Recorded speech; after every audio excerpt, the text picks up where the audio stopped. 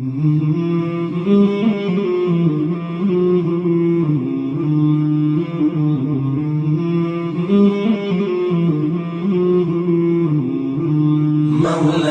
صل وسلم دائما أبدا على حبيبك خير الخلق كلهم.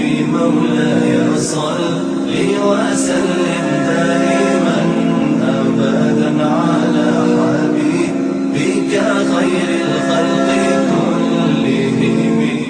رسول اللہ صلی اللہ علیہ وآلہ وسلم نزول قرآن کے وقت بہت سختی محسوس فرمایا کرتے تھے، اور اس کی علامتوں میں سے ایک یہ تھی کہ یاد کرنے کے لیے آپ اپنے ہونٹوں کو ہلاتے تھے۔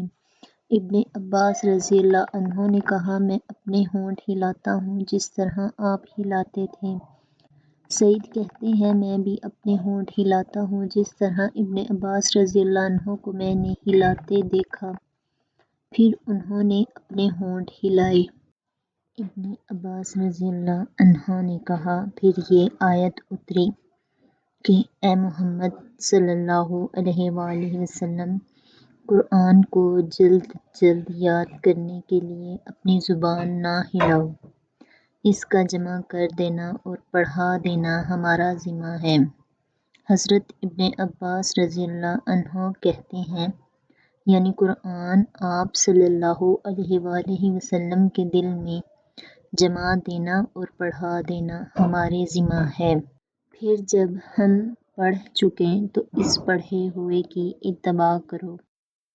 ابن عباس رضی اللہ عنہ فرماتے ہیں، اس کا مطلب یہ ہے کہ آپ اس کو خاموشی کے ساتھ سنتے رہو، اس کے بعد مطلب سمجھا دینا ہمارے ذمہ ہے۔ پھر یقیناً یہ ہماری ذمہ داری ہے کہ آپ اس کو پڑھو، یعنی اس کو محفوظ کر سکو۔ چنانچہ اس کے بعد جب آپ کے پاس حضرت جبرائیل علیہ السلام وحی لے کر آتے تو آپ اسے توجہ سے سنتے۔